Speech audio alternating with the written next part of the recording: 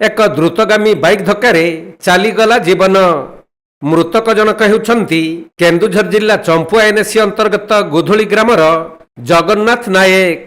से चंपुआ मौलानागुड़ा छक निकटरे चाली चाली रास्ता पारी हेउथवा बेले एक द्रुतगामी बाइक तांकु धक्का देइथिला। फलरे से रक्ताक्त अवस्था रास्ता कड़े पड़ जाइथिले।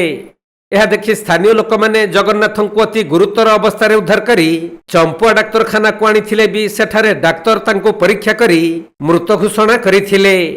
तेणु तांको परिवार लोकंक कांद बोबाळी रे फाटी पड़ीथिला मेडिकल परिसर।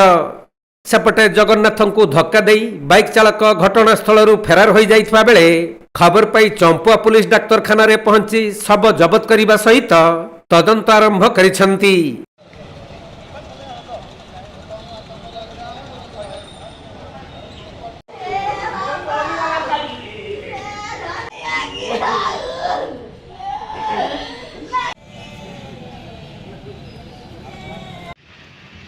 केन्दुझर जिल्लारू दीपेश कुमार बेहेरांक रिपोर्ट, कोणार्क लाइव।